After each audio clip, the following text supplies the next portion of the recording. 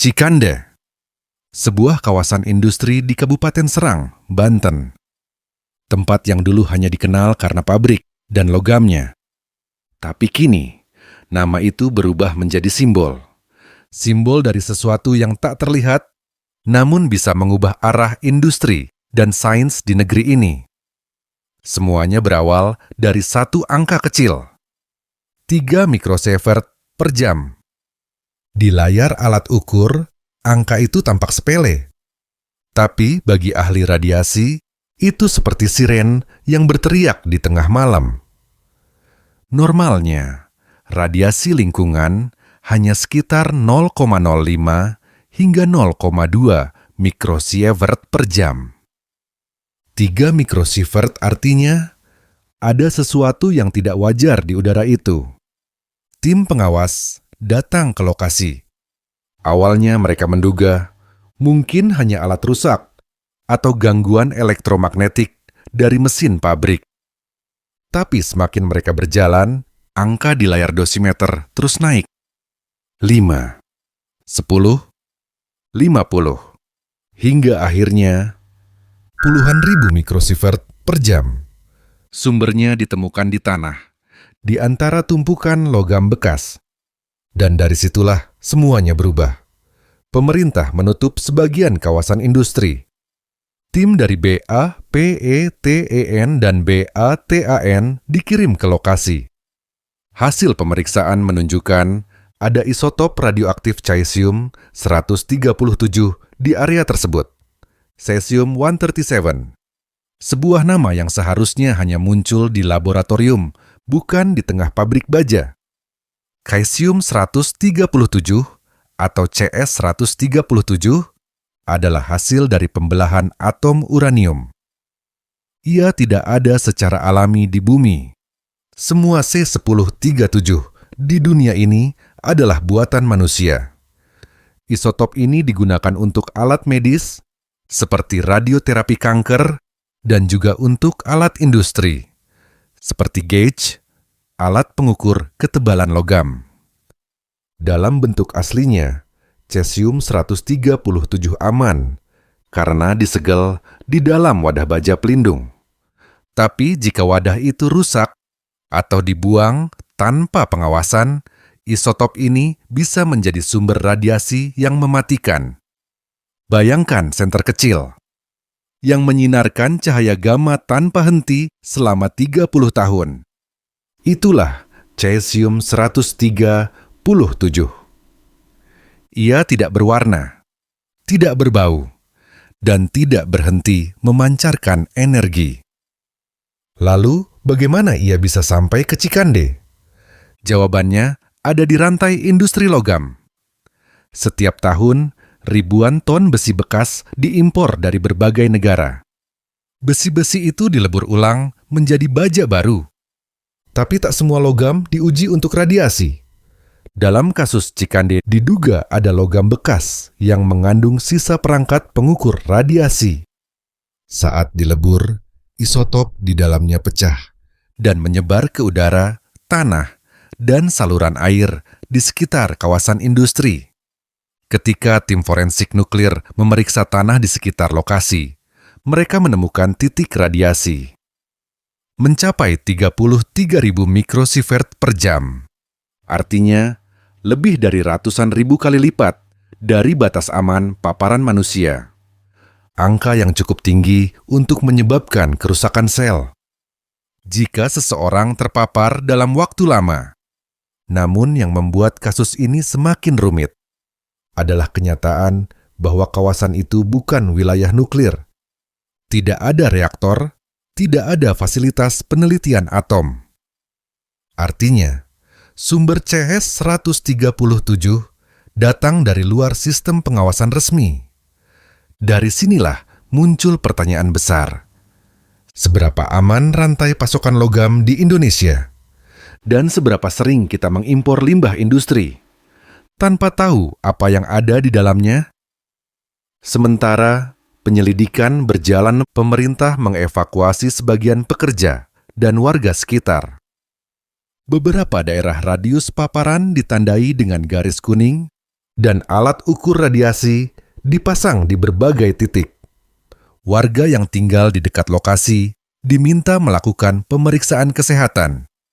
Beberapa di antaranya mengalami gejala ringan seperti pusing dan mual, meski belum dikonfirmasi langsung sebagai akibat radiasi.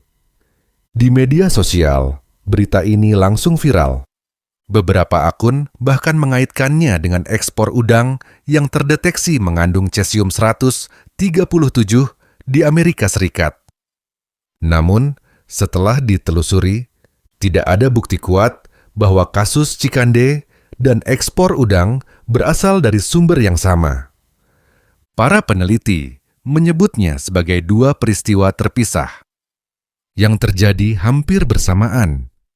Isu itu menjadi pelajaran penting tentang bagaimana informasi ilmiah mudah disalahartikan ketika belum lengkap. Kembali ke lapangan, tim pemerintah memusatkan perhatian pada satu hal. Pabrik baja yang menjadi titik awal penyebaran. Pabrik ini menggunakan logam bekas yang dibeli dari luar negeri.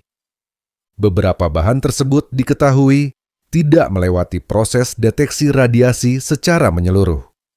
Ketika bahan dilebur di tungku panas, CS-137 yang tersisa di dalamnya menyebar sebagai debu halus. Sebagian terhirup, sebagian jatuh ke tanah. Disinilah sumber utama radiasi Cikande ditemukan. Radiasi tidak mengenal batas pabrik.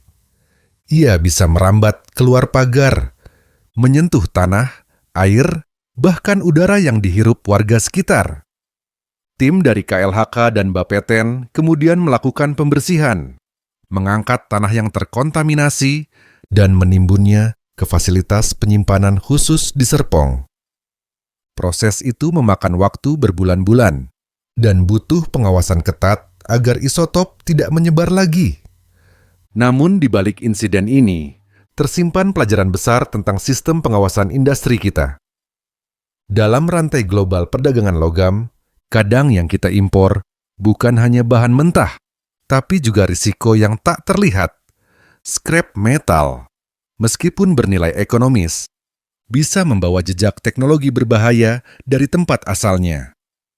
Itu sebabnya banyak negara mulai menerapkan sistem deteksi radiasi otomatis di pelabuhan. Dan kasus Cikande menjadi alasan kuat bagi Indonesia untuk memperketat prosedur serupa. Lalu, bagaimana dengan masyarakatnya? Sebagian warga yang tinggal di radius terdekat mengaku masih merasa cemas. Meski area sudah dinyatakan aman, bayangan radiasi sulit hilang begitu saja. Karena radiasi bukan sekadar tentang fisika, tapi juga tentang kepercayaan.